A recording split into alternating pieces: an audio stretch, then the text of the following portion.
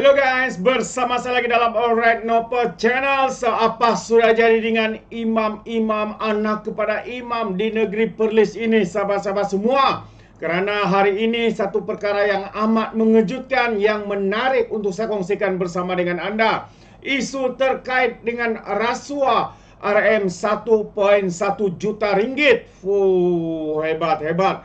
Dan perkara kedua yang menarik untuk saya kongsikan adalah pembongkaran ataupun pendedahan terkini daripada Menteri Besar Kelantan. Apakah dia? Jadi jangan pergi dulu sahabat semua. Mari kita lihat bersama-sama. Untuk yang pertamanya berkaitan dengan didakwa. Hari ini didakwa terima suapan lebih RM 1 juta ringgit, ya, 1.1 juta, termasuk tiga, ya, termasuk imam dan juga pegawai pejabat agama di Reman. Wow, sejak kerajaan Perlis ini, sahabat semua, diambil alih oleh kerajaan yang dipimpin oleh Parti PAS, bermacam-macam perkara berlaku. Anak menteri besar didakwa, menteri besarnya disiasat kerana dikatakan salah guna kuasa. Hari ini pula termasuk tiga imam dikatakan juga pegawai pejabat agama di Reman kerana didakwa terlibat dengan rasuah ataupun suapan yang melebihi RM 1.1 juta ringgit. Hebat. Jadi, kalau kita lihat hari ini, sumber ISPRM berkata suspek utama dipercaya bekerjasama dengan imam dan anak imam terbabit yang memiliki sebuah syarikat perunding menguruskan pendaftaran pernikahan di negeri Perlis.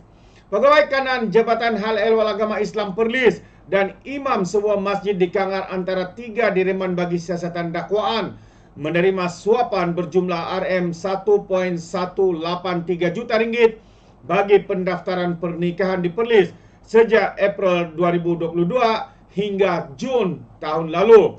Tiga suspek yang berusia antara 25 hingga 52 tahun itu ditahan oleh ISPRM, iaitu Suruhanjaya Pencegahan Rasuah Malaysia Perlis semalam, dan di Benar Reman sehingga Ahad ini oleh Magistrate Ana Rozana Muhammad Nur.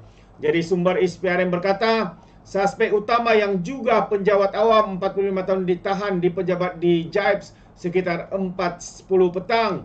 Manakala dua lagi suspek ditahan di pejabat ISPRM di Perlis di Kangar antara 6 hingga 6.15 petang selepas dipanggil untuk memberi keterangan. Menurutnya, suspek utama dipercaya bekerjasama dengan dua lagi suspek, yaitu imam dan anak imam terbabit yang memiliki sebuah syarikat perunding dalam menguruskan pendaftaran pernikahan di Perlis. Ujarnya, siasatan awal mendapati pasangan bernikah di Thailand yang mahu mendaftarkan pernikahannya semula akan berhubung dengan pemilik syarikat terbabit, dan syarikat beroperasi di Kangar ini kemudian meminta pasangan mahu mendaftarkan pernikahan itu semula bayaran dengan bayaran sekitar RM5.000 sebagai wang pendaftaran, katanya menurut berita harian. Daripada jumlah itu, beliau berkata RM2.000 akan dibayar kepada suspek utama bertugas di Jaib sebagai denda pasangan bernikah di Thailand, manakala bakinya dibahagikan antara ketiga-tiga mereka. Hebat. Jadi katanya lagi urusan pendaftaran pernikahan itu dikesan tidak mengikut prosedur, termasuk ada pasangan tidak hadir dan tidak dicatatkan dalam buku daftar pernikahan serta tidak melalui mahkamah syariah. Jadi terdahulu Peguam Syed Muhammad Anwar, Syed Lokman Hakim dan Zuhar Ahmad Zakwan yang mewakili suspek membantah permohonan awal penyiasat ISPRM untuk reman 7 hari atas alasan tiada sebab anak buah mereka ditahan agak lama. Dan pengarah ISPRM Perlis Muhammad Nur Ada Abdul Ghani mengesahkan penahanan tiga suspek itu. Ini antara perkara yang amat mengejutkan kita, sahabat semua.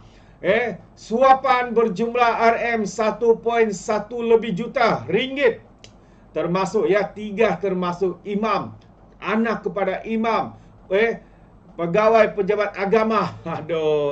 Apa sudah berlaku di bawah kerajaan pentadbiran Parti PAS, Parti Islam se-Malaysia ini, sahabat-sahabat semua. Kita pun pening untuk memberikan perkembangan berkaitan dengan isu ini. Jadi apa pandangan anda, sahabat-sahabat semua? Anda mungkin boleh berikan di dalam ruangan komen.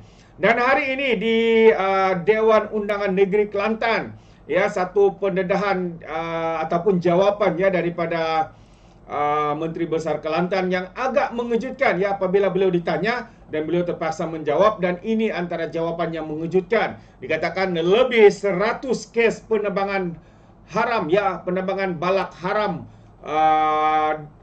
haram ya direkodkan di negeri Kelantan itu. Wow, apa yang berlaku nih sahabat-sahabat semua. Jadi kalau kita lihat kenyataan media ini, sebanyak 137 kes penerbangan hutan secara haram dikenal pasti di Kelantan sepanjang tempo dari 2020 hingga tahun lalu 2023, kata Menteri Besar Kelantan Muhammad Nasruddin Daud. Katanya daripada jumlah itu 98 sudah selesai didakwa di mahkamah, manakala 38 kes lagi masih dalam proses siasatan lanjut ataupun penyelesaian. Menurut Adun Meranti itu, tren kesalahan melibatkan kes itu juga dilihat semakin menurun setelah penguatkuasaan dipertingkatkan secara berterusan, katanya. Katanya daripada 47 kes pada tahun 2020, ia berkurangan menjadi 35. Kurang berapa saja. Dan menyusut kepada 33. Masih ada sahabat-sahabat semua dengan penerbangan hutan yang tidak terkawal dan penerbangan haram ini sebenarnya banyak mengakibatkan perkara-perkara yang mengejutkan kita, antaranya banjir kilat dan sebagainya. Menteri Besar Kelantan ini berkata demikian sebagai menjawab soalan daripada Nik Baharum Nik Abdullah PAS Cempaka yang bertanya mengenai jumlah kes pencerobohan tanah yang dikesan Jabatan Perhutanan Kelantan dari 2020 hingga tahun lalu. Sementara itu menjawab soalan Sari Mat Husin mengenai jumlah hak milik tanah yang dikeluarkan kepada pemohon di jajahan Gua Musang dari 2003 hingga kini, Nassim berkata 1.905 hak milik tanah dikeluarkan oleh pejabat tanah dan jajahan terbabit. Antara langkah yang diambil bagi menyelesaikan masalah tunggakan pemberian milik tanah ialah membuat penyelesaian dan proses geran secara berkelompok dari 2019 hingga 2024, katanya. Jadi sahabat semua, ini antara perkara yang mengejutkan kita. Penerbangan balak haram boleh berlaku dengan begitu mudahnya sahabat semua. Adakah begitu lemah penguatkuasaan yang dijalankan oleh kerajaan PAS ini di Kelantan sehingga ia membabitkan begitu banyaknya ya pembelakan haram di penerbangan balak yang haram dan sebagainya. Jadi apa sebenarnya yang berlaku?